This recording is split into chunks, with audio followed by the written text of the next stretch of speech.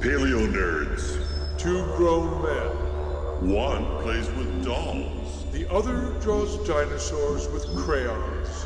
Together, they explore the prehistoric past with experts from across the globe. Paleo nerds. Because deep time will blow your mind. I'm a paleo nerd. I'm a paleo nerd. I'm a paleo nerd. Don't you understand? I'm a paleo Hey, Ray. Hey, Dave. It's really good to see you again, man. See you? This is a podcast. I can only hear you. Well, I see you in my mind's eye. What can I say, you know? And here you are inside my head. And I have a mental picture of you there in Ojai. And I'm sitting here in my lovely house on top of the hill in Ketchikan, Alaska, on the island of Revillagigedo. And how? I thought it was Revilla Heyhado. You know, I'm going to leave that to my Spanish-speaking friends to correct you. I would slaughter it. We locals call it Revilla for short. So have the king salmon already run or what? No, the kings are actually just starting to show up, and they've opened up king salmon fishing here in the south, and this is the year that we get to keep all those salmon to ourselves because it's pretty much just Alaskans up here. Yeah, because the cruise ships have stopped running. So June is when the king salmon arrived, and there's 3 more runs of salmon, right? Well, we have 5 species of salmon here in Alaska, and the sequence more or less goes king salmon here in southeast Alaska, king Which salmon. are called coho. No, kings are also called Chinooks. Oh, sorry. Okay. Dude. All right, so kings are called Chinooks. Right. The next one are silvers, which are... They come in August. The next up are usually the humpies, also known as the pink salmon. Humpies because the males get these huge humps on their backs. when they go into fresh water and they're ready to spawn. And about the same time, the chums, also known as dogs, show up. And then up in Bristol Bay, Why are they called dogs? there's been different theories behind that. They get these big teeth, and they kind of look like a dog when they're spawning, but also they're not highly respected, which is kind of weird because they're a wonderful fish. But I've also heard that they call them dog salmon because you feed them to your dogs. What do you mean they're not respected? What are they? There is a hierarchy of salmon, and fishermen are always arguing what is the best. But there is a great hierarchy. Kings are generally respected the most. And then there's... Because they're the biggest. Because they're the biggest and the oiliest and the best tasting. Okay, wait. We've digressed. There's 5 species. First comes king, which are called Chinook. Then comes just name them and tell me. Then come the humpies. So next are the humpies, also known as pinks. Then there are chums and dogs, same thing. And then there are reds, also called sockeye. And then come the silvers, also known as cohos. 5 salmon, 10 names. Right. There's also an extinct one in the same genus, Oncorhynchus. The saber-toothed salmon is Oncorhynchus rastrosus, and that is a gigantic salmon, prehistoric, went extinct about 2 million years ago, but reached 6 feet long. 8 feet, man. 8 feet and probably even bigger. Vertebrae the size of a marlin. Anadromous, beautiful fossils of it found down, actually in your neighborhood. Wow. And then all the way up the coast. So yeah, there you go. And what's the biggest king salmon you caught? My very first king salmon was the biggest one. I fought it for like half an hour, 41 pounds. I beat you 48 pounds. Whoa. Yeah, on the Theodore River in the Mount Susitna drainage out of Anchorage. Oh, wow. Congratulations. It's probably all spawned out though, right? What does that mean? Spawned out. When they get in the rivers, their flesh is kind of, and they, Oh, no, this is maybe 2 miles from the Cook Inlet. 2 miles as the crow flies, maybe 3 miles with the bend of the river. Wow. So they literally were just entering fresh water. 48 pounds. That's incredible. The tide would come in and flood this river, and then it would go back out, and the river would go back down to maybe a foot or two. And then when the tide starts coming back in is when the salmon would come in with the help of the tide. And you'd see these V's in this shallow water, the V like a miniature little torpedo of these massive 40, 50-pound fish. This is back in the 80s.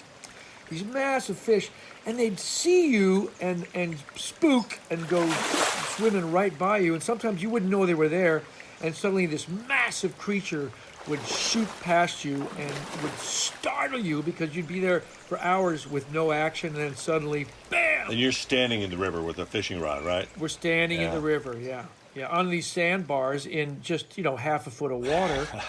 Well, imagine a 400-pound saber-tooth salmon, man. Chomping on that leg. I was spiking you, yeah. Okay, so have you read the Paleo news, Ray? Because you are a paleo nerd. I am a paleo nerd. I watch my Facebook feed to see if my paleo nerd friends post something. But, I've been seeing a few articles here and there. What do you got, Dave? What's new, man? Okay, well, I'm going to see if you can define a word for me. Do you know what a colite is? A colite. Cololite. Cololite. Don't look it up. No, you may not Google it. No. A cololite. Is that something like a nightlight or something? Coprolite? Is it coprolite, coprolite? Oh. Are we talking fossil poop? No! A coprolite is fossil poop. Yes. A cololite is the fossilized stomach contents. I think I know where you're going with this because I know this news article. Well, in Alberta in 2011, the most complete fossil of a nodosaur, which is a type of, I always called them ankylosauruses, but they're not called ankylosaurus. That's what I called it as a kid. You know, that big armored dinosaur with a big club tail. They're really called, what is it called, Ray? Ankylosaurs. Ankylosaur. That's right. I used to call them ankylosaurus as a kid, too. I've been practicing this one. It's Borealopelta. That's gnarly, dude. Okay, so that's its Latin name? That's its Latin name, Borealopelta. And what about Borealopelta? So this Borealopelta, Like I have any idea what I'm saying. this nodosaur, which is one of the most complete mummified dinosaurs ever, and you can see there was a Ghostbuster reference. Wasn't there? Yeah. It's badass looking. It's got this sort of demonic looking head. Yeah, and it's got a big armored body, and so much was preserved. The skin impressions and internal organs.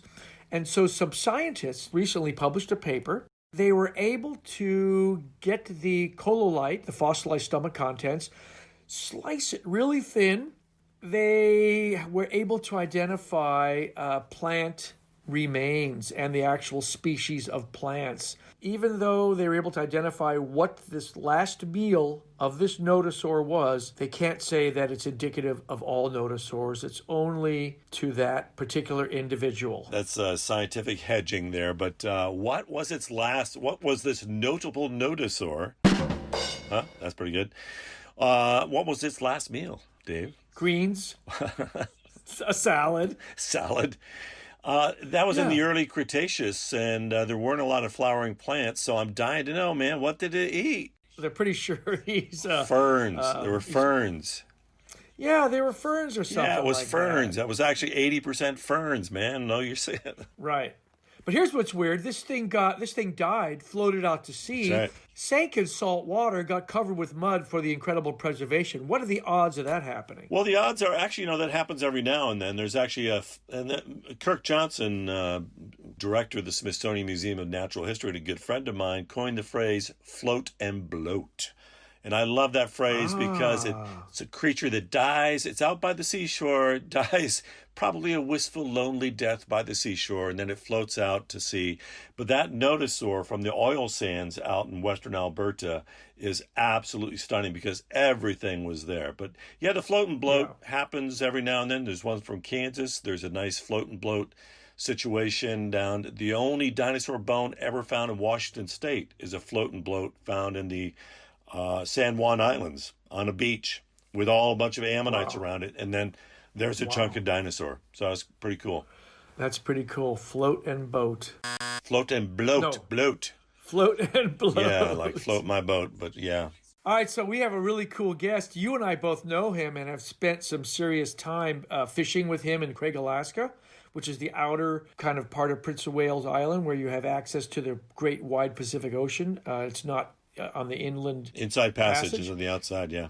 Yeah, it's on the outside. And then we also spent 2 weeks on a glorious trip floating down the Amazon with 24 other paleontologists. Yeah, paleo nerds and scientists and cool people. In 2009, we went down the Amazon with them. I went on a trip. But you've known him longer than, of course, I Yeah, have. I met him a long time ago, about 20 years ago.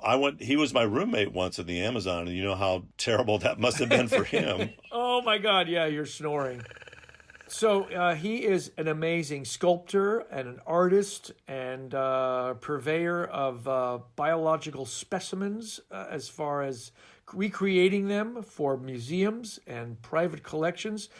It is impeccable, the stuff. He works in bronze, he works in fiberglass. And I want to ask him about this National Geographic documentary I saw years ago where he was the one that built this giant crocodile, right? A Sarcosuchus, what do they call it? Sarcosuchus, the super croc. Yeah, that's right, the super croc. He built it, and he built it to scale. And that was Gary Staab. Gary Staab.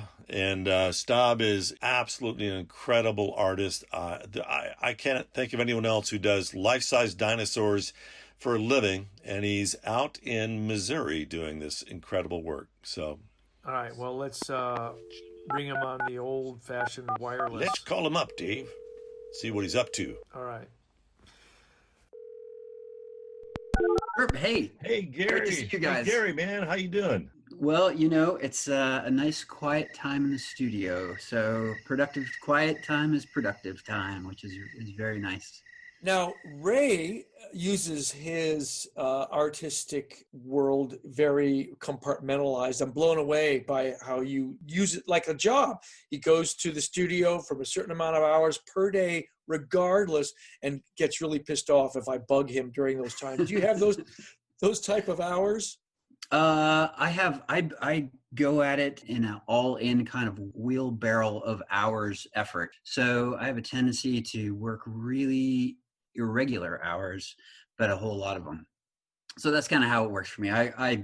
If I am threatened by a deadline coming up, I'll be up super early, middle of the night, roll in, work in, go back, cook breakfast for my wife, and then go back to work. Wow. So you're not a 9-to-5 guy. You're as the creativity and the deadlines dictate it, you are out there. Yeah, and as you both know, being artists yourselves, and I'm going to just get this out of the way because you guys are also my heroes and my creative muses. So I feel I am actually sweating in the process of talking to you both. So I want to get that out of the way. There's a huge amount of respect for what you guys do. Thank you. It's the Mutual Admiration Society here. But you are the most amazing, prolific sculptor, artist, recreation of all things biological, past and present, with such alarming detail that your full-size dinosaurs and your little miniature ants and your glass jellyfish look alive. Thank you. That's very kind. It's an incredible privilege to work on subjects for museums, and it's such a diversity of subject. I think this is the most entrancing part of it, is that you get to cover so much ground and you learn so much on every single project. Yeah, we are basically a paleo nerd show. So you've done a lot of stuff, like you spent time alone with King Tut and Peruvian mummies. You've been to Pompeii. You've been to China. You're global travelers. It's not just dinosaurs in your world, is it? Yeah, it's not just paleontological stuff. It's also archaeological. So I have been lucky enough to be commissioned to recreate mummies. Wait a minute. You hung out with our mother. What? Lucy, the Australopithecus afarensis, right? Isn't she our mother? She is our mom. So she is one member of our very complex family tree. Yeah, for sure. Yeah, just such an extraordinary project to work on. So I was asked by the Houston Museum of Nature and Science to reconstruct a fleshed version of Lucy that would travel next to her fossils on an exhibit about Ethiopia. And the literature that I had to digest in order to work on that is, you could stack taller than she is. I mean, she's right at about 4 feet tall. Lucy is one of our earliest human relatives. She's an Australopithecus afarensis. She's about 3.2 million years old, and her discovery was so important because it upset our entire process for understanding human evolution, because her fossil demonstrated that early humans walked upright before developing bigger brains. We're all most likely related to her, and she's our great-great-great-great-great-great-great-great-great-great-great-great-grandmother. It was one of the most intimidating projects I've ever worked on because But so she looks many. real. She looks like a hominid, our ancient ancestor, standing there. Was that foam latex or was that? No, it has to. My goal when you're creating things for a museum is that I have this sort of what I call the 100-year rule. So if you have to be able to make things that are going to be archival. I essentially have to beat them to the grave, right? So they have to last as long as we can possibly, as they can. So I can't use things like foam latex and That deteriorates a very short amount of time. Yeah, it does. So we use epoxies for the most part and resins that are kind of tried and true as archival materials. I love that phrase, beat them to the grave. That's really cool. Actually, yeah, bronze is the thing. I've read that bronze will be one of the last things. Bronzes are eternal. So you've done a bunch of those too, right? I have. Yeah. And I love, as I get a little bit older and I understand the sort of the nature of what you create and that it will be, for better or worse, around for a really long time, that bronze is a really neat thing. It has gravity. It has that you just say the name plastic, bronze. Which one would you rather have? And so it's also one of the only materials that looks better over time, I think. So with a little bit of hand, a little polishing, and so the acids on our hands actually patina the bronze. The bronze is primarily copper with a little bit of nickel added to it, and it really takes on the environment that it's in. So if it's close to the ocean, of course, it gets these beautiful greens and hand wear on it. It looks really neat. Now, wait, you're in your studio right now, right? Yep. Describe your studio. What are you looking at? So I'm up in my office because it's the most quiet place that I have. But I just recently moved to this studio, and it is. It's a barn, isn't it? A barn in the middle of Kansas or Missouri? Missouri, yeah. And it's funny that I moved here because Missouri is basically, we have one dinosaur here, and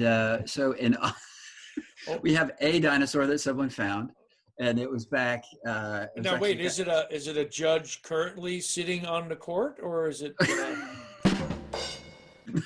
It's a hadrosaur. Wait, so I want you to, if you to walk in the front door of your studio, describe your studio. What's in it right now, and what does it look like? Is it massive? Are there tools? Are there vats of copper molten? It's true. It's a really big warehouse space because if you make life-size dinosaurs, you need a lot of room. And so we have tools. We can basically do just about everything. I have a small foundry, so I can pour metal. I have all of the tools you need to build metal armatures, wood armatures. So we have a small wood shop, metal shop, mold making and casting room, and then mold storage alone is about 3,000 square feet, just to store the molds that I've made from previous sculptures. Do you keep the mold of a full size Apatomatophosaurus? What was that giant long neck thing you built years ago to sit in front of a museum?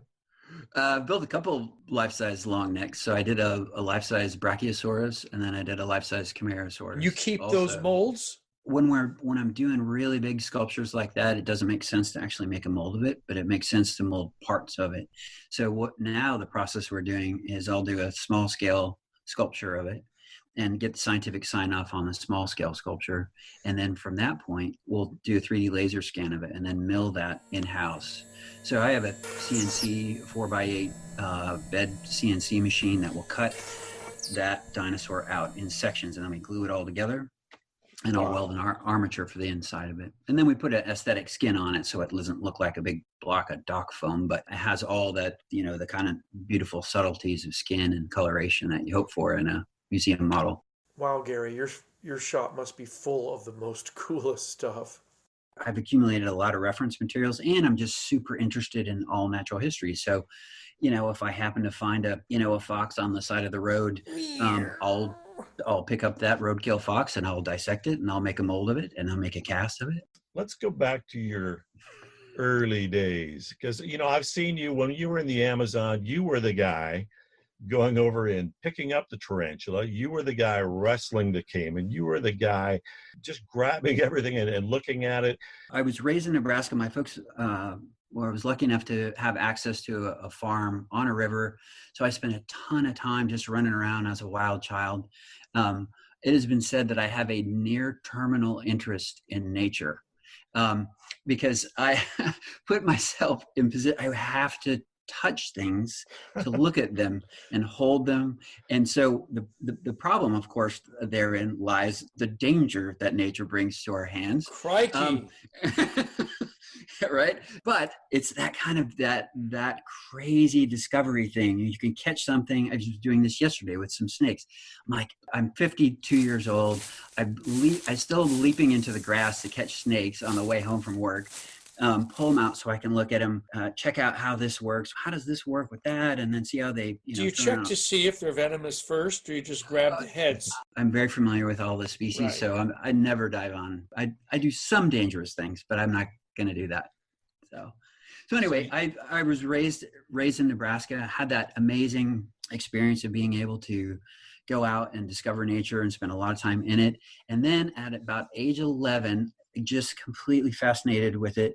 I thought my only avenue to sort of keep exploring wildlife was this is where it gets darker, to look inside of it. So I started dissecting stuff, right? So I'm cutting stuff open and I'm looking at anything that I can find that's dead. And then I started doing taxidermy. This is in the Norman Bates old fashioned. So I sent away for a taxidermy correspondence course, and it said, even in outdoor life, even boys of age 12 can complete this taxidermy thing. And so I did that correspondence course, and that's where I took off. Gary, what was your creature du jour? What did you stuff and mount? The family dog or something? How dark does this get? Grandma. I very quickly, anything I could find. So I literally, because a lot of sportsmen around, so game birds were the first things I experimented with, and then reptiles and anything I could find. And of course, all taxidermist freezers are just filled with dead stuff. And my freezer still is filled with dead stuff because I keep these specimens, and people know that I appreciate a good biological specimen, so they send me dead stuff. So if there's a pandemic, you'll never run out of food. I don't know if a lot of these are edible objects.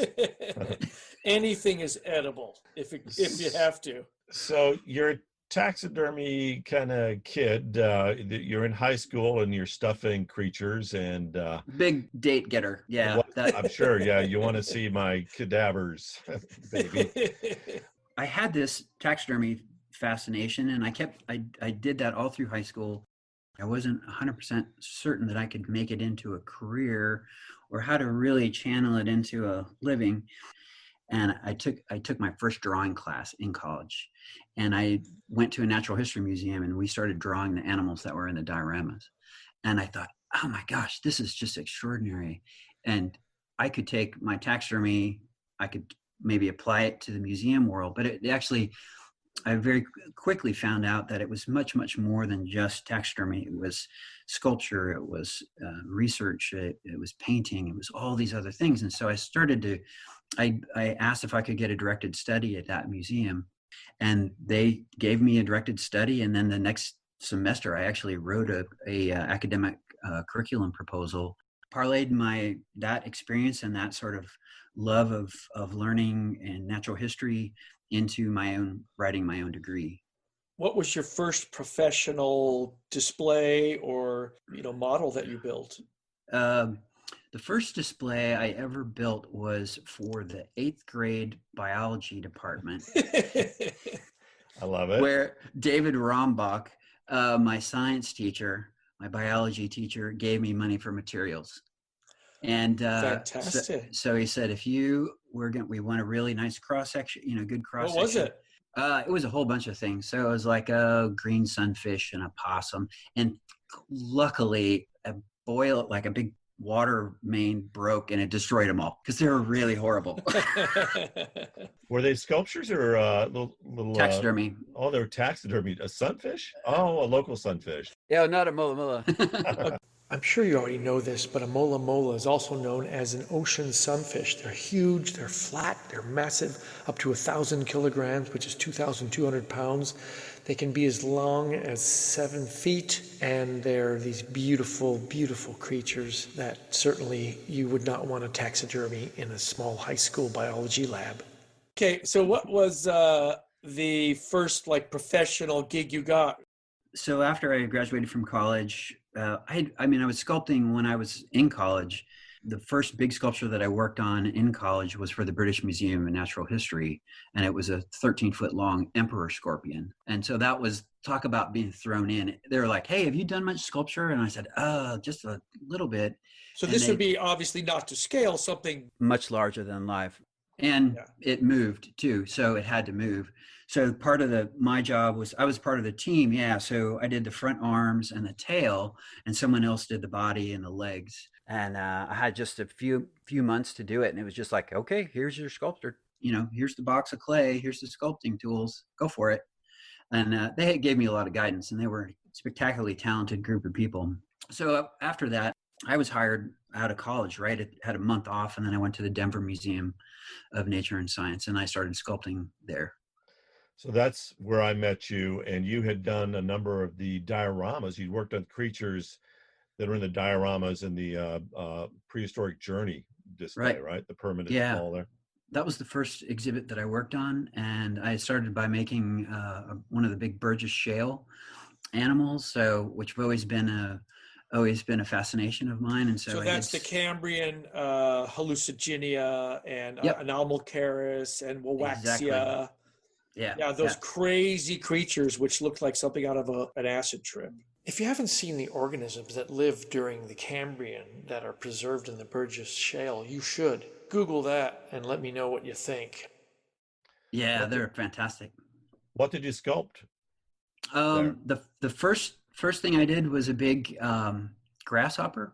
And then that was the very first project. And then after that, I worked on one of the Burgess Shale animals, which was Sancticaris. What is that? A Sancticaris. It is sort of the great grandpappy of horseshoe crabs and mites and things like that. So it's a real, looks a little bit like trilobite, but it's got a whole bunch of business stuff up front.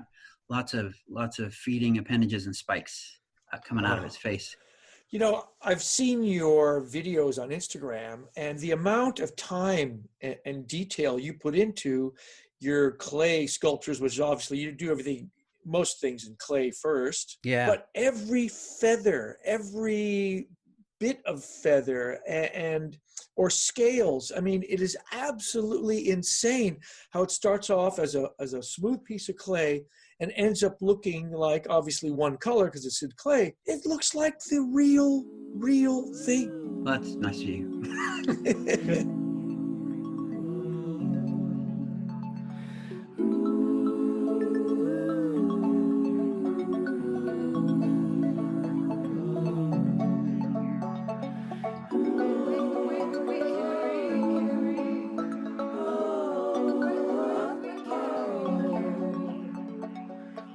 Can I ask you this, Gary, as artist to artist, when you get these gigs, when you are approached to do a gigantic creature of some sort, what is your process from start to finish? My first thing is I start doodling with a pencil. Yep. No, your first thing is, how much you gonna pay me, man? It's not about the money, man. Is it worth my time? Is it worth my time? No, seriously, there's got to be like a vision that you have in your head first, right? I mean, they say, I want a sarcosuchus. You've got to visualize it in your mind's eye. Wait, that's not like a giant crocodile from Egypt, is that it? actually is a giant crocodile, but a giant. I mean, like something longer than a limousine, something like that? Like, 40 feet long. your approach to do this creature, do you draw it first, or do you see it in your mind's eye? I've often said you got to get this vision in your head of what it's going to look like, and then you work toward getting there, right? I won't even start with a concept sketch or anything like that until I gather the literature. So what I start with is a big stack of literature, a highlighter. Give us an example. What was the last? Like that I did today, like I'm working on it right now. Well, let's talk about Megalodon. That's a pretty fantastic creature, and that I think is going to be one of your legacy pieces. For this is a giant life-size Megalodon hanging at the Smithsonian Museum of Natural History in D.C. Right? Wait a minute, I've never heard of that museum. Is that a little thing off the side there? It's a little museum back east, and I'm not worthy. I'm not worthy. You have a giant full-size replica Megalodon hanging in the Smithsonian Natural History Museum. Oh, a lot of shark. That is a lot of shark. I'm wondering about your process in creating the Megalodon that's hanging above the cafeteria in the Smithsonian. First thing, you went and grabbed a lot of books on every kind of shark. So walk me through what happens then. Yeah. So I figure out, I pull all the literature about, of course, about Megalodon that I could, and then by diving in deep and looking at that, then of course you start to learn about all the ancillary, all the other critters that might be closely related to it, and then those can help inform soft tissues. Because what do you have with sharks? You got teeth, right? And then in some cases with Megalodon, we do have some discs, some vertebral discs. But does that tell you a whole bunch about the shark? They're not super diagnostic, other than telling you the species. So we have to look at this, a lamniform sharks. Lamniforms are an order of sharks commonly known as the mackerel sharks. It includes some of the most familiar species of sharks, such as the great white, as well as the more unusual representatives, such as the goblin shark and megamouth shark. Thank you, Wikipedia. You have to look at things that might be closely related to it, where you can have clues for the soft tissue. So I pile all this information, I take a highlighter, and I mark the things that would be relevant to a restoration. And then what I'll do is I'll start by creating a side view, sort of orthographic views, so top and side views in pencil. So very draftsmanship, kind of like no flare, no motion or anything, but just a schematic. And then I'll lay out a small clay sculpture over the top of that and just kind of build and mess with it. And then from that point, in the case of Megalodon, we worked and a variety of scales, because the thing is so large. If you make a small scale sculpture that's only a foot long, but you have to make it 50 times the size of that, by the time you blow it up, it doesn't scale correctly, and it'll look kind of like the Pillsbury dough shark. I mean, the details that you put in at small scale have to be really refined for them to read visually at full scale. So then what I did is made a 1 to 10 scale shark, which is just right at 6 feet long, and then put a ton of detail in that. And that's where the emotion and the movement came. Okay, and what is that made of? Is that clay and then Yeah, it's a clay sculpt. Foam first, carve the foam, and then veneer it with clay, and then sculpt that really smooth.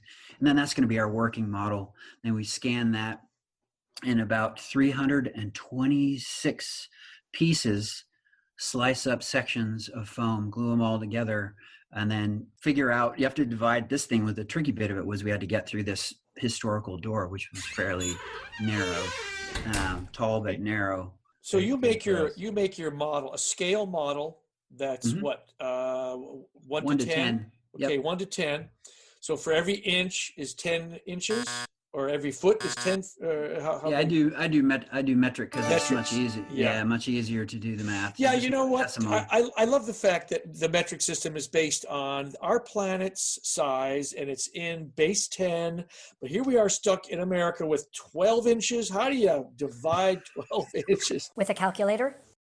You take this sculpture, and it is as realistic and detailed as possible. Then you scan it, right? Yep. And you're stuck with how big your 3D, your cutter, your foam cutter, right? Yeah. The whole thing gets made in foam blocks, right? Right. Slices that get glued or attached together. The actual shark itself, how big is the final sculpture? 52 feet long. Whoa. So, which is a modest estimation. Yeah. Did you model it after, let's say, a bronze whaler, or does it look like a great white, or is it a megalodon? It is its own thing. So it was, we were thinking about the physics of it too. A really big animal. It's a whale-sized animal. that happens to be the biggest, one of the biggest carnivores to ever live. And so we thought about dynamics, and we really thought about what would the fin proportions be in relationship to a body as it's a cruiser, and what is its hunting style. This is one of the situations where you've got teeth embedded in whale bones, and Ray knows a ton about this animal. And this thing ate whales. Yeah. Well, it ate whales for lunch and brunch, and snacked on them. But Gary, so the departure, and you know where I'm going with this, is that it's usually been depicted as in a large great white shark, right? And the genus, what these are really related to. There's been a lot of debate, and some of the latest information is that it's steering it more toward a sand tiger shark, and so we've been thinking about megalodon wrong all these years. Did you buy into that interpretation yourself, or did you push back? Are you part of the debate? I was right in the middle of it for sure, and that's the one thing you can never, if you do paleo art, you can never be afraid of being wrong, right? So there's always going to be something, that a new fossil that might prove an earlier effort is incorrect, but you just have to dive in with the knowledge that you have and hope that you can do the best job given your information. And so yes, we wanted to try. Hans and I had this discussion about coloration, and of course color in shark really is a big deal, right? As you know, because it says something about where it should go. Right. And big desire by the museum was to make it as far away, to get away from the idea of a scaled up great white as we could. And I said, well, the easiest way to do that is to change coloration, go warm instead of cool. I was shocked. I want you to know I was shocked, Gary, that you painted it brown. Well, it's a beautiful kind of camouflage brown, kind of a lightish, earthy brown. But it's not a common shark color. Yeah. So I've seen bronze whalers that are that color. Yes. It's a beautiful brown, and I've come to accept it now, thinking of sand tiger sharks, which are kind of brownish. But was it really merely to make a statement that it was different than what's the logic behind the brown with such a massive shark? Right. Wouldn't it be out in the open ocean? And what color are the big, huge filter feeder shark? The whale sharks. The whale sharks. Those are brown. Sharks? No, those are gray. Are they? Yeah. Help me here, Gary. Quick aside, the whale shark can be colored brown or gray. Well, the philosophy is, and idea-wise, is that they were trying to, yes, the first and foremost was to get away from the lineage. We didn't want people to think it was a great white shark, so just scaled up. So the head shape you can see is a little bit different, so it's got a little bit longer nose than is usually portrayed. And we were looking at that sand tiger as a guide. But of course, that's the thing, when you only have teeth, and a lot of the jaws that have been restored are really funky, because the way they make them look more dramatic is they open them up really wide, much wider than they would be in life. So definitely the sand tiger was one of the inspirations behind it. Just trying to have people take a pretty old trope for the animal and change it a little bit so that it would make them think differently. Yeah, it's cool. I've seen you do some pretty spectacular sculptures. Well, they're all spectacular. You've never failed in my vision, man.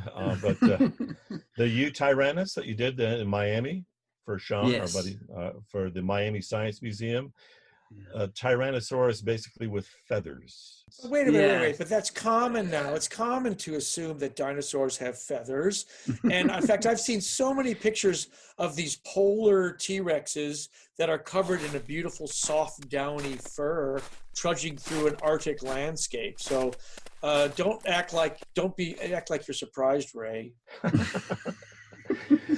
Yeah, okay. Well, it is an innovation, but it's also a hell of a lot of work to put. How many feathers were in that thing, man? 250,000. Oh my God, was it full size? Yeah. So the animal's about 27 feet long. That's as big as a school bus. And of course it had to get, we installed it in sections, but we had to make every single feather. And then because the feathers can't decay, right? Right. So their feathers are actually made out of a kind of plastic. each feather is painted 3 colors. So the root and the body and the tip have their own individual color.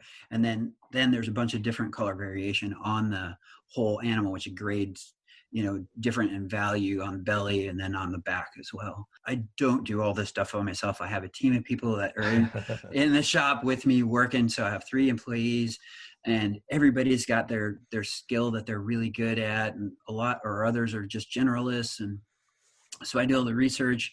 In an ideal world, I can make the clay sculpture and then just hand it off, have someone make a mold of it. But this Utaranus is spectacular because it's a neat theropod. It was in its paleo environment, may have been a little bit cooler at the time. There's some different things that the paleontologists and geologists have found that lead them to believe that the environment was cooler in that particular spot. And I was in China, and I got to actually look at the fossil and see the feathers on it. So they do exist, and then they change shape and size all over the entire body. And this was found in China, and it is one of those Lagerstätten where it has the feathers and the soft body parts preserved. Yeah, and there's 2 of them in one spot. So there's a smaller one, a 25-footer, and then this 27-footer right next to each other. And the site where they had it, the pieces weren't very large. They were all like the size of a suitcase. So it was all fractured. It worked out so they could carry the pieces out, and then it was reassembled at the museum. That is so cool. So you have carved out a niche, pretty much all on your own. There's not a lot of people doing what you do in the world, are there? No. There's some big companies that do the exhibit companies, but as far as staying primarily focused on paleo work, 90% of what I do is paleo. The rest is either wildlife art or scientific art. Yeah, I've seen you do the beautiful sculptures for the, is it the garden at the National Geographic? You did the ants. You did these beautiful leafcutter ants out of bronze, and then there's a giant dragonfly and a praying mantis. And they are giant. They're giant, and they are just beautiful, beautiful pieces of work. What is the hardest piece you've ever had to create? Where you literally that you lost hair over? I have lost hair over many. I think actually the one that was the most complicated, but I probably enjoyed the most, and this goes back to the archaeological side. I think it was partly because of the experience was working on the Iceman. Let's see. Uti is a 5,300-year-old wet mummy found frozen in a glacier and now preserved on ice in the Bolzano Museum in Italy. And I was asked to recreate that mummy for a museum in Long Island, New York. And they're talking about his importance as it relates to our understanding of where we come from based on his DNA. Now, he's anatomically modern human, so that doesn't influence our deep time understanding of who we are. But the things that we can pick up from that DNA, even though he was a really fit guy, he had a propensity, he had genes for heart disease, he had Lyme disease, he had parasitic whipworms in his belly. He had all of these things that we can tell based on his DNA, that these traces that are included in his individual fingerprint. So it was, and I got to go to Italy and go in the freezer with him and take actual measurements. And Marco Semendelli, who's the guy who was the caretaker of the mummy, lined us all up in the freezer before we were going to go in, and he said, "Okay, no one touches the mummy." And of course we're, except for the physicians. And I was like, "Yep, well, no one's going to touch the mummy, no more." And he goes, "Except for you." And he points to me and he says, "Is this not important for you? You should touch the mummy. I think as an artist, you should touch the mummy." And I said, because I was trained as an artifact handler at the Smithsonian, and the best way to not break something is to not touch it. So,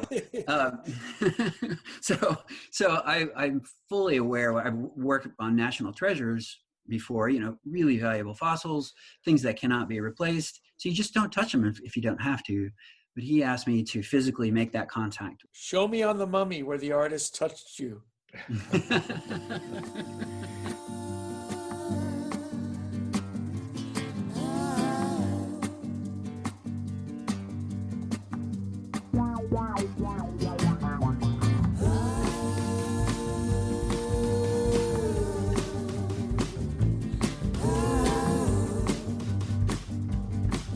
You were also alone with King Tut, were you not? Yes. Yeah, that involved a machine gun though. What? Oh yeah, all the armed guards with AK-47. So So you probably were not allowed to touch King Tut, right? I did not. I photographed him and I didn't touch him. So wait, when you are with Utsi or King Tut, you have to, if you could 3D scan it, that would give you an accurate reproduction in software that you can create and print out. But you have to see texture and color, and you have to decide, well, what material will I make that wrinkled part of the face, and are you going to recreate his arrow quiver and the pathology of his didn't he have a broken bones or evidence of external injury? And as you see the actual specimen, you have to, in your mind, think, oh, I'll make this out of rabbit fur, I'll make this. How does that process work? Yeah, you can't beat the spirit of being close to real objects, and getting the inspiration from the real thing is so important. And having the privilege to be close to those things is really, really important. What do you have in your hand? Do you have a doubloon of some kind? What is that? Pieces of 8, Spanish pieces of 8. From a wreck off the Abrojos Islands in Western Australia. The Vergel Drake sunk in 1656. Artifacts are powerful. Because when you think about this pieces of 8, all right, it was on a Dutch ship, but where did it start out? It was Spanish silver stolen from the Indians, cut into strips. Then it went across the Caribbean. Maybe it was, this pieces of 8 was stamped into this one coin. Maybe it was a pirate traded it for a grog of beer, right? Then somehow it ended up in Spain. Somehow it left Spain, ended up in the Dutch bank, ended up on another ship going to Australia, which got shipwrecked there. So just as you said, the idea, the story that every artifact tells, whether it's a bone or T-Rex tooth or a Spanish coin, blows me away. And that's why I am a paleo nerd. Well, I think one of the things too you're just talking about with inspiration, Gary, is that you care passionately, and unless you're inspired, unless you really want to see this megalodon come to life and these the gigantic dinosaurs, you have to have a real fire burning in you, and that has to come from somewhere. It's not just a job, is it? I mean, it's something you absolutely love to do, right? Yeah, no, it's eternally fascinating, and every single project is different. And if you start your day uninspired, and all I have to do is just look around my space. I mean, that's why I've made it a museum, and realize how lucky I am to be able to do what I do. And then just think, I have no room to complain about anything in my life, because I have such a great setup, and there's so much to be inspired by. Back to King Tut, what did you do with him? He is in a traveling exhibition with artifacts from his tomb, and I actually don't know where that mummy is at now that I made. He's behind you. But it was photographed. It was to make a replica to travel without the danger of it dropping and breaking. Right, exactly. Part of the inspiration thing, I'm still just kind of holding on to that idea in a way, is that it's the ability to bring a creature back from deep, deep time and let the world see it for the first time. And I've approached you on a few projects, notably the buzzsaw shark, the saber-tooth salmon, the desmostilian. Quick aside, desmostilians are an extinct order of aquatic sea mammals that died out about 10 million years ago. They look like a cross between a manatee and a walrus, without the large tusks, of course, and they had very gnarly teeth that were almost forward-facing. Strange, but true. The Pachyrhinosaurus through the wall, those projects that we've worked together. But basically, you and I nerded out on it because I just wanted to see what a desmostylus would look like in real life, and I got a museum to help fund this thing because I got them excited about it, but I knew you could feel the passion, and you brought that to life. I mean, is that what drives you? Is like you want to see this creature come into reality? I don't know how you can go into the field or look at a fossil and not wonder what it might look like in life. I mean, that's the time travel element that we do as paleo artists, and we're trying to put ourselves in a unique vantage, which we can't do in any other way except for with art. Creativity is the ability to look at something from a different viewpoint, right? Well, paleo art is like that times two, because you're trying to not only look at something in a unique and different way or vantage, but you're also trying to do it in deep time, with the complexity of the science that's wrapped up in that. And so it's got all of the best stuff. It's got, it asks these beautiful questions about what life was, what life will be. It's really overwhelming at times. I'm one of those naturalists who can be completely overwhelmed by the beauty of nature and the process involved in how organisms come to be. It just blows my mind how derived, how complex, and how elegant things can be in our world today. And we know very little about the biology of animals living today, and you have to make that inference. We have to make that inference as artists to the things that lived long ago, which is that's the creativity part of it, and that's the sort of the vision. And you're making educated guesses about certain things. There's things we'll never know, but isn't that the fun of it, right? Have you made discoveries through the process and recreation of ancient creatures or models? Yes, a couple of times, and I won't name names because this would be poor form. I've been working on a skeleton, and I've noticed something, or be working with a cast and then trying to figure out how it works in life to make this flesh restoration, and notice that something was backwards in a scientific paper twice, and that was something that was flipped. And didn't the famous paleontologist Cope and Marsh, didn't one of them put a head of a long neck on the tail by accident? Yes. No, that's a classic. Yeah, the wrong way plesiosaur. Ray, I worked on the Stylenodon, and I was so this is a crazy Eocene critter, right? That a land mammal. It's a land mammal. It's about the size of a panther or a mountain lion, and it has the funkiest teeth of almost any animal to ever live, except for desmostylids. Oh, except for Helicoprion, maybe. Except for Helicoprion. Helicoprion is also known as the buzzsaw shark for its whirl of teeth in the center of its jaw that resembles a swimming circular saw. If you want to know more about the Helicoprion, go to last week's episode with Leaf Tapanilla.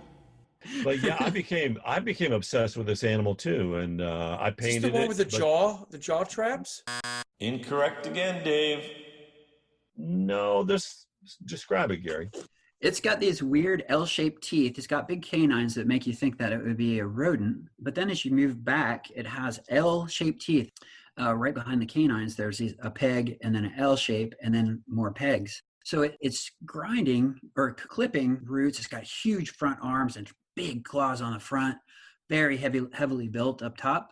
So it's either just digging and then chewing roots up or something. It's less... it's a little lighter built in back, but it's got a longer tail. It's got a head like a bulldozer, but it's and I had to make a rigid model of it. But functionally, I was like, well, what the hell is going on with those teeth? So I built the jaw set to see how they would articulate for my own interest, to see if I could figure it out. And then I just stuck in the sculpture after I figured it out. But it was just that sort of personal discovery thing I wanted to do and see if I could understand any insight into what the animal was eating or what if there was something mechanically special about it. Unless I built a full animatronic thing, I probably would never know. But for me, it was just in order to make sure that it was accurate. I made sure those teeth were going to match and marry before I even opened the jaw. That's an Eocene animal that's been found in the Bridger Formation, I think, down in Colorado. And it's a weird, just one of those early mammals, basically, that looks like it could eat trees. And very few people know about it. Gary and I nerd out on this kind of stuff. Yeah. And Kirk was really, Smithsonian was also very much into it. So I did a painting of it. You do that beautiful sculpture that's in Vernal, Utah. And is there ever a time, Gary, where you've gotten it wrong and you did it and then the scientist came along and shattered your dreams. or Don't you cash the check just yet, Gary. Yeah, or we got to get up there and fix that. Actually, there is one case that you and I got We're involved in. done. It's a little embarrassing, but Should we? I don't think it's that embarrassing. So this is a very large salmon, and Ray had given it and Ray's really good at giving. I think branding critters with cool names. No, it's important. It's very important. it is And important. so- It's show business, man. Yeah. Yeah. So, and you named it the saber-toothed salmon. Well, others and, had called it that too, so it wasn't but me. you Is carried this it. the Oncorhynchus? Oncorhynchus rastrosus, Show off. and Yes. I helped popularize this beastie and describe it, Gary. Well, it's a really large salmon by all standards. So this is a salmon that's in the over 6 foot range. And at least the restoration that we made was 5.5, something like that. So you And- need like 200-pound test line, wouldn't you? Easily. Yes, easily. But the current configuration, or the initial configuration, where they found isolated teeth and the rest of the skull wasn't, because it was squashed, how those teeth were configured. And then they found unfortunately, a pile of them, skulls, and the teeth, they're to the side. They're more like spikes. They stick out of Oh. Yeah, so it's like more of a spike tooth salmon. Maybe for headbutting their neighbor as they're going upstream. Well, that's what it's all about. The males and females both have them, and it was for fighting in the stream beds because these were plankton feeders. They had twice the number of gill rakers, but the problem was that I had done a large mural with my buddy Memo Haragi at the Oregon Museum of Natural History. I convinced the museum to approach Gary Staab to do a sculpture, and he did a beautiful sculpture based on my painting and his own research. And then lo and behold, they found these, now let's call it something else. So we're calling it I'm dubbing it the spike tooth salmon. We'll see if the name sticks. Did you change it? I did. Good. But I've yet to change the mural behind it. So if you go there, you can see, Well, excuse me, behind me is the painting that I have in my room here of the saber-tooth salmon with the vampire fangs. so it's wrong. Yeah. It's actually hanging on your wall, and it's wrong, Dave. I'm going to send that back to you, and you're going to fix that. Well, therein lies the conflict or the beauty or the twin disciplines of art and science. They do meet, they do cross over, but sometimes, I just say, hey, it's art. So Yeah, but wait, but science is, as soon as you answer one question or you're posed a question, it gives rise to 10 more. That's what I love about science. yeah. Okay, Gary, what's the coolest fossil you've ever found? The coolest fossil, I found a Parasaurolophus vertebrae when I was in New Mexico at the Denver Museum. Now, wait, that is hold on, if I can be, here's a ventriloquist trying to guess. This is the big, huge, in Jurassic Park, it looked like it had a big horn type thing that came off the front of the head and the nose. Yeah, it's a That hadrosaur. possibly was a sound generating. It definitely device. was a sound generating device. Yeah, so that was one of the coolest. And then, of course, Ray and I found a bunch of fossils together when we were working in snowmass. That's true. That was like shooting fish in a barrel, as they say, but that was... Snowmass is the Ice Age site that pulled out mammoths and sloths and the giant bison and all kinds of stuff. Yeah, no, that was a spectacular sight. Mastodons galore. And you could pretty much dig for a couple hours or even less than an hour and come up with something. I found some teeth and a nice vertebrae or two, but I think you found something truly spectacular there, didn't you? I don't know if I did. I found a beautiful banjo bone. One of the a really nice banjo bone. What? It's a mastodon vertebrae, but it has the shape of a banjo. So. Oh, okay. Yeah. So. Well, Gary, if you could time travel, when would you travel back to? You know what? I've always been fascinated by the Permian. I think the Permian has got some super weird stuff in it. And I don't think most people know much about the Permian. As an enthusiast who's done research in some of the first illustrations, because I used to do a lot of painting as well, before I moved over to sculpture, I did a lot of work in the Permian, and I just think the animals are so weird. The ones that are rendered are good, but I think people just aren't that familiar with the animals from the Permian. Gary, what do you want to see in the Permian? What are you dying to see in the Permian? I like myself some squishy amphibians, and I like some of those weirder shaped things. I want to see a Diplocaulus and see what it actually looks like. What is that? What is that? It's a boomerang head amphibian. Oh yeah. So You have sculpted that. Yes, I have. You sculpted that. So any idea why would it have? So why would this Diplocaulus? Diplocaulus. Why would it have this boomerang-shaped head? There's two ideas about why it would have that. One, if you're in a stream or a slow-moving river, and you want to be able to hold yourself down to the bottom, you could lift the back of the wings up. It could be like the Bernoulli effect, right? So it could be like an airplane wing. It would help hold that animal down. When it saw a bug floating down over on the water, it could lift that head up and like a wing, up, gulp it, and then back down. Or it could have also helped them keep from being swallowed by predators, which I think is less of a good answer, but because I would just eat the body then, not the head. But yeah, I think they're so weird and lovely. Yeah, and they would have lived with freshwater sharks. The xenocants would have been in there with them, and I've drawn that scene. I'm just wondering, is there a creature that you've longed to sculpt and you've never had a client ask you for one? Is there one that Gary just wants to do just because Gary wants to do it? I tend to just do those, and I've ticked off so many of them. They're getting harder and harder to find for me. You've done them all now? No. But is there one still out there that you want to do? There's a couple that I really want to do. I haven't done a sloth yet. That would be amazing.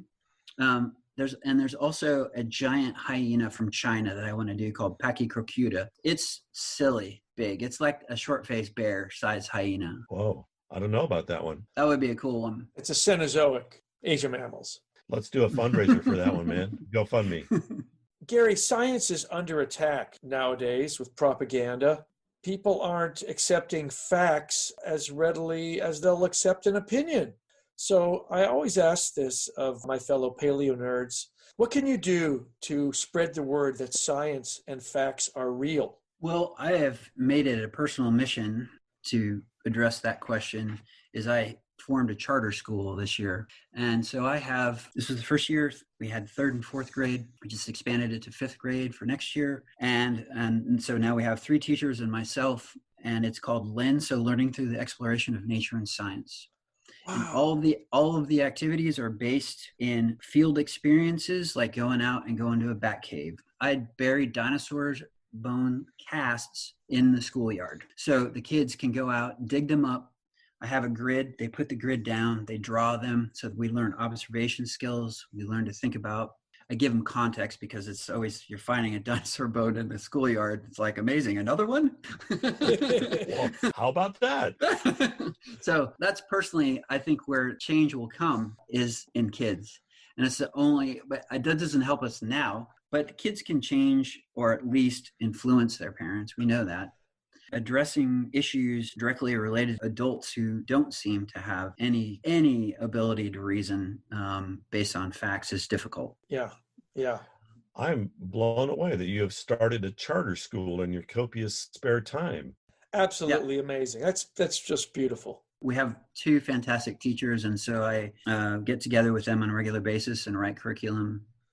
And then my job is kind of explorer in residence. So I get to, as I say, go out, think of super cool things that we can do, whether they're art that makes kids think about science or field experiences that make them think about animals that in turn think about biology. And we roll that all together.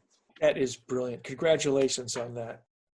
I'm wondering about also the biggest gig that you didn't get. You've done some amazing things. You know, the life-size Quetzalcoatlus. There, I got it right. Which is a giant pterosaur, a giant pterodactyl pterosaur. Yeah, Pterosaur. the biggest. I mean, they were the size of a 747 wingspan. No, not that big. Oh, sorry, They're the size of a Cessna. Yeah.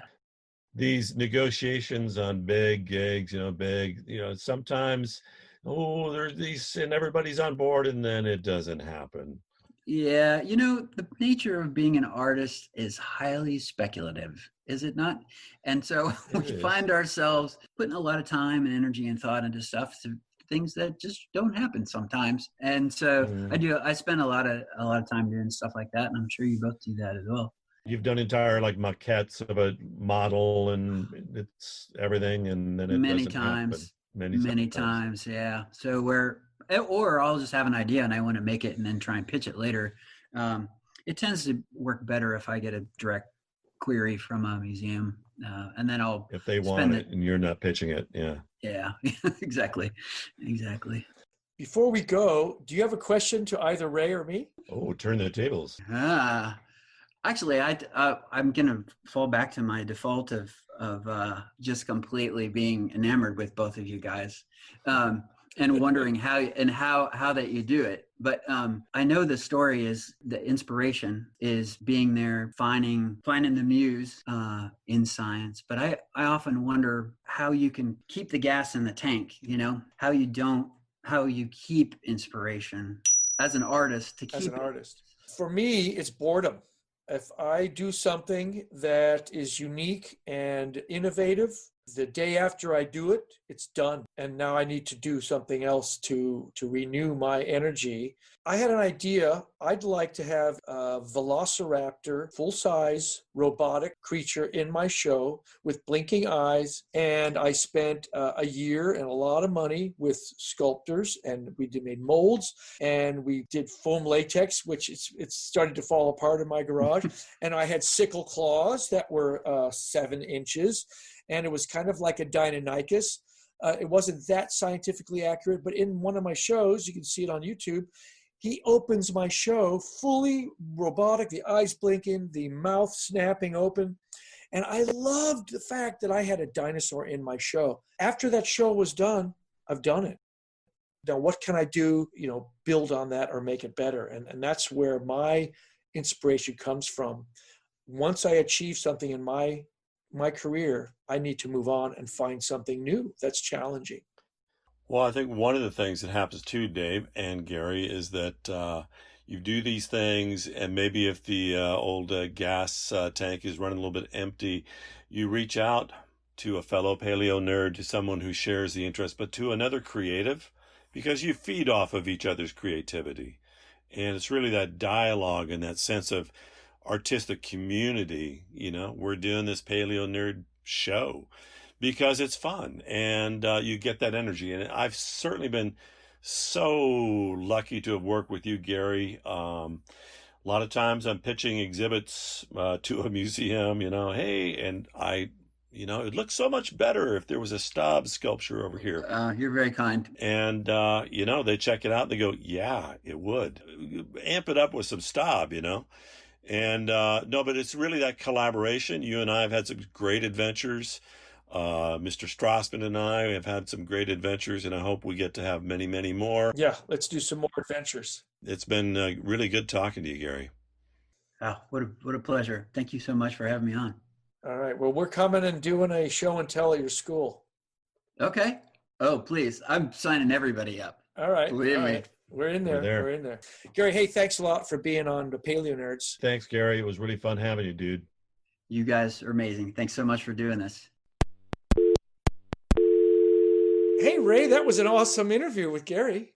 Yes, it was. It was really great, man. I love working with that guy. He is so cool. Yeah. And you've been to his shop, right? I have been to his shop. His old one. That's right. He has moved into a big new building. What was he building there when you saw it? He was actually working on the Quetzalcoatlus at the time. Oh, right. And that thing is not the size of a 747. I messed that one up. Size of a Cessna. Yeah, but when you walk in and you see that thing, it sure looks like it's the size of a 747. Yeah. Hey, I've got some good news. Oh? Well, I know you can't see it, but on my wall is a massive painting that you painted called Sabertooth Everything. Yeah. And it has the salmon that you said you painted incorrectly with the Yeah. with the saber tooth on the upper lip kind of coming down. But when I looked at it closely, you ready for this? What? Well, if you're saying the fangs come straight out, kind of like spikes on a collar, you painted these at a 45, not straight down. So you're halfway there. Well, thanks, man. Yeah, well, I nerded out on that one a lot, quite a bit. When the whole sideways fang thing came out, like, maybe they were sort of like, out a little bit. And I went down to the local stream here and picked up some dog salmon carcasses to examine them, these gnarly dogs. And their teeth were kind of pointing outwards a little bit, 45 degree-ish. So. Right. Hey, is it possible that these teeth that they found pointing out are maybe the very end of the spawning cycle? Because, these fish, when they enter fresh water, they go through unbelievable changes in just a few days. I mean, literally a few days. They go from looking like an ocean-going fish to these monsters with fish flesh coming off and humps. Try saying fish flesh 10 times real fast. I think I understand what you're trying to say there, Dave.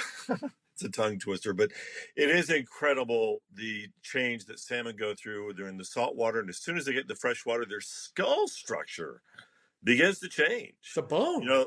The bone actually just starts, morphing out, and within just a few weeks, they've got these big sort of kypes, is what they're called. And they've got the teeth enlarge. And so, it's this huge physiological change they go through, all for sex, man. So in Ketchikan, where the Creek Street, it must take them a day to get up, the spawning area, where in the Yukon, it must take them weeks, right? Don't different stream runoffs have different lengths from where they enter the fresh water to when they spawn? Yes, literally in the Yukon, they can go 1,000 miles. Here in Ketchikan, you'll see them, they'll enter the creek, and they'll take their time. They'll kind of go back and forth, and it's about a 2 or 3 week period where this little fish orgy is going on. They think of one-time spawning. They actually get up to this little party scene. They hang out for a while, and then all the craziness ensues. But with a saber-toothed salmon or a spike-toothed salmon, they must have had really huge river systems that they were swimming into. Big fish, you need big rivers. Let me guess, there weren't any humans to dam them all up. That's right, there weren't. Yeah. Yeah, right. All right. Hey, listen, we started this episode on salmon, and we're ending it on salmon. So, hey, we literally... I like that. Yeah, we've gone full circle. Man, it's a yin and a yang, an alpha and omega. I dig it, Dave. You're clever like that. You pulled that one over on me, man. All right, dude. Great talking to you. Great talking to Gary. And we're going to Kearney, Missouri. Kearney, Missouri. All right. Talk to you later, buddy. Peace out, dude. Peace out.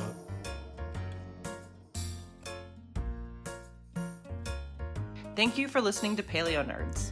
Make sure to like and subscribe on iTunes or wherever you're listening. If you want to learn more about what you heard today, check out our website, paleonerds.com. You'll find tons of pictures and links, including photographic evidence that today's guest and your hosts have been Paleo Nerds for a long, long time. Again, that's paleonerds.com. Thanks for listening.